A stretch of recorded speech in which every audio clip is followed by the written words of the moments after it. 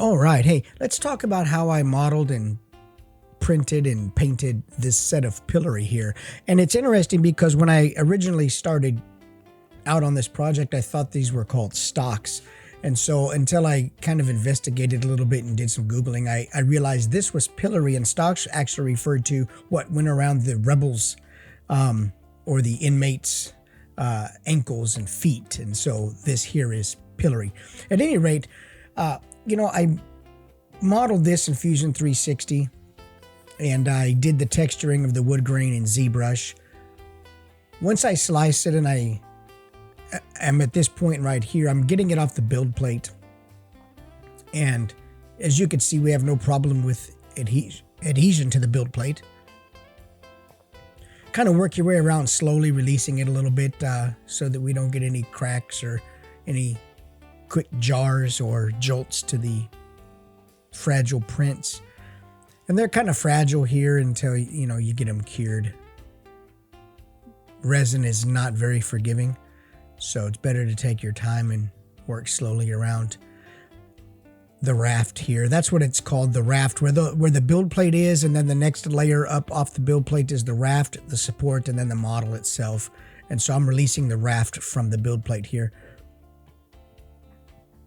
We'll dip it in a little bit of warm water, loosen that up a little bit, get those supports loosened up a little bit, and peel them right off. One of the things to watch out for here is when you're dipping it in warm water that we don't want warping. And the reason warping here is an issue is because the slot at the end of this 4x4, what is essentially a piece of 4x4 wood, needs to be undeformed. It needs to remain a nice true slot, because there's going to be some movement in there, and if the hot water warps it, then it's going to bind up when the Pillory pieces slide up and down in there, and it won't work well. So we got to make sure that we don't get any hot water or warm water warping it. And so got to watch out for stuff like that. And you can see here, I've got a peg and hole system, male and female, in receiving here to put these together. And those don't snap the pieces together. They just hold them together and give me a place to put adhesive in at the end. And so I'm just checking the holes, making sure everything's good. Everything lines up. It's not too tight. Sort of dry fit it all together to make sure it's good. We'll slide the upper and lower pieces of the yoke in here to make sure we've got good clearance between the two. All the measurements are good. Just making sure everything's lined up real nice. Now here's the peg that goes in the side. Now if you notice here, it moves up and down, but I didn't model this with enough clearance to, once I go through and paint that it's gonna move up and down without binding up. So I went through and I remodeled that piece and took a little bit of I gave it a little bit more clearance in there. And so now we're at the point where I've reprinted that piece, and we're gonna go ahead and airbrush this black. And the reason I primer this black is because the black gives me the nice sort of weathered look down inside the crevices of the wood grain. And you'll see later that I'll dry brush over that, and it leaves that black intact down inside that wood grain and gives it that nice, wood grain look. We're just going to airbrush this, and I'm using Vallejo black surface primer. I use this quite often, a lot. This in black and gray and white. And really airbrushing this, you save so much paint, and it's so much quicker than using a regular paintbrush. And it dries, this stuff dries pretty quick. And it's all acrylic, so it's water-based, it's real nice.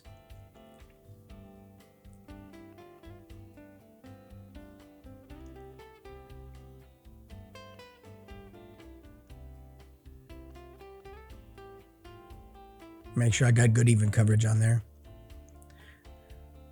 And on to the next pieces. Bam. So let's go ahead and get this dry brushed. I'm not going to do brown right over the top of the black because it would take forever to build that up. So we're going to do a white. Get these all dry brushed right. And you can see how the black, doing the black first really allows that wood grain to stay deep down in there and give it a good texture. So we'll get all these pieces dry brushed white, and I'm just using apple barrel white here, an old Walmart chip brush with bristles flying everywhere.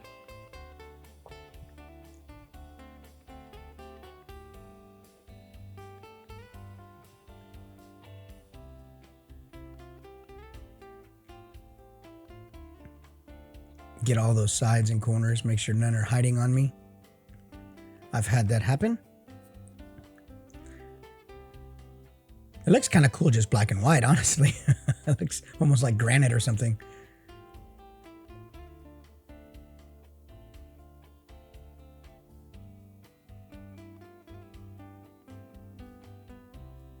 There we go. Now we'll go back over this with the brown, and you'll start to see it look more like wood. There we go.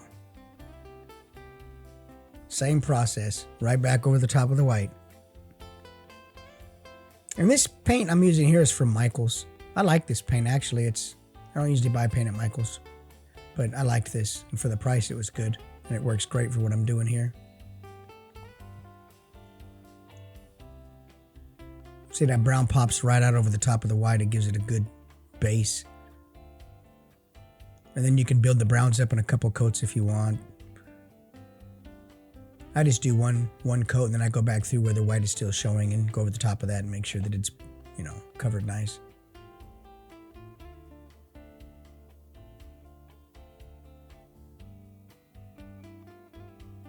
I don't bother painting the bottom. I black Mod Podge that at the end and gives it a nice coated base.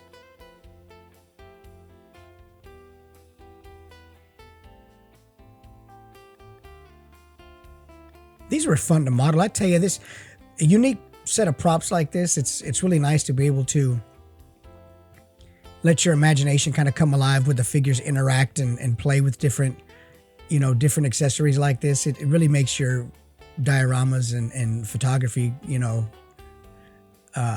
more interactive and really have a good time with it, man. So here, now that everything's painted and dried, I'm going to get everything glued together. And you can use crazy glue, but I prefer to use the Gorilla 2-part epoxy. So you squirt it out in equal amounts and you mix it up, and it sets pretty quick. And the trick here is you want to mix it up, and I get it down inside the hole, but not too much, because when you push it together, you don't want it to squirt out, and then you've got this shiny glue on the top of this, wood grain. Then you're gonna have to kind of hide it with dirt or some other thing to mask the shininess. So you just want to put enough in there to get the two pieces joined together. And we'll start with the handles on the yoke part of the pillory. And this is really nice to be able to design this with the male and female holes and get it all lined up, and everything just kind of goes together, man. And you dry fit it in the beginning before you start painting to make sure everything works out nice, and you're not going to have any surprises at the end. Lord knows I always have surprises along the way. That's part of it though, man. Just getting it all worked out, and I might go through 1 or 2 test prints before I actually get it 100% right.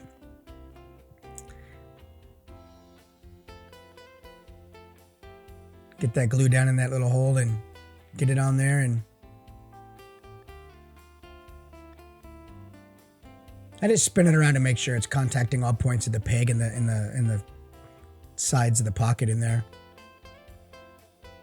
And this sets up in about 10 minutes, and it totally hardens, overnight. I just let it set. So, and I don't want to say it's stronger than crazy glue, but I think it's a lot, I think it does a better job on a piece like this.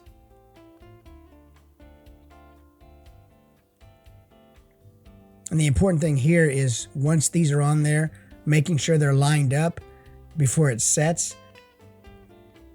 Making sure they're lined up, and I've got fluid motion between the vertical and horizontal pieces.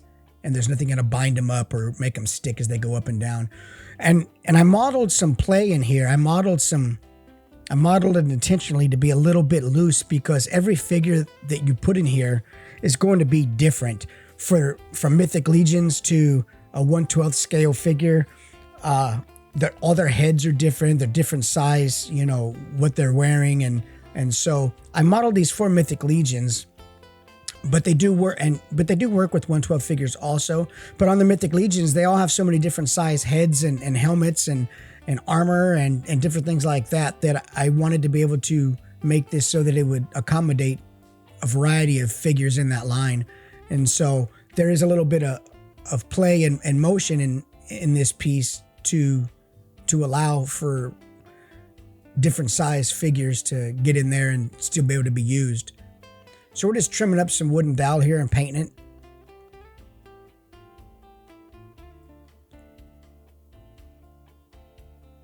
Got a little lock on there that I modeled and put a little rust on there, and good stuff, man. This is, like I say, this is a really cool prop. I'm going to hold these in the hemostats because my fat sausage fingers will just make a mess of that. So let that dry. Probably drop it a couple times. That's what I do.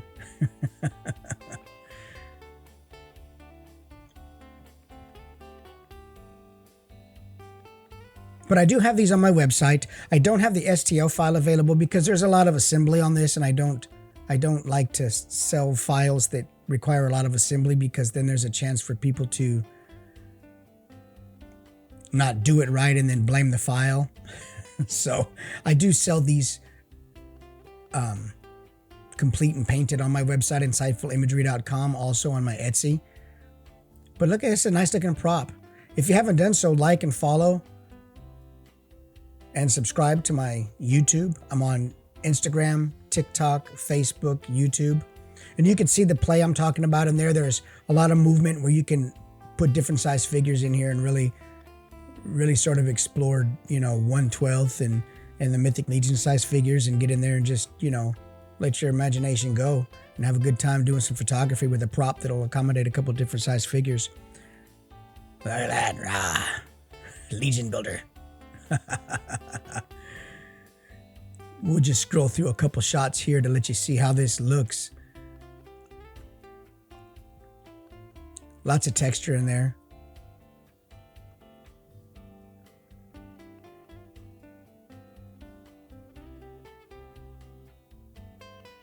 That little lock is all rusted out and looks pretty cool. Look at that little thing.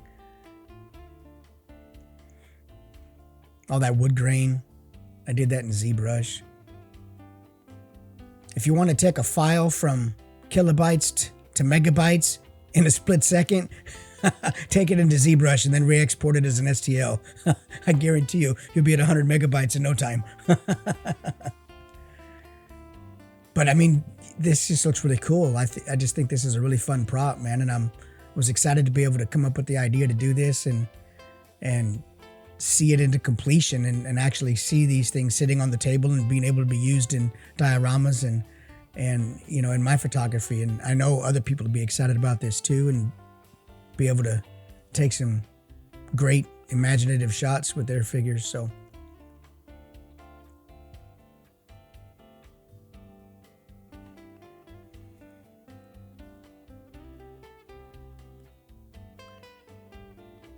see those slots in there. These 3D printers are incredible. I'll tell you, being able to print in resin is, you know, it's just really incredible. Or even FDM, you know. But anyway, there's the shots. There's the piece. Appreciate it. Like and subscribe. Follow me on all the social media platforms. You guys take care.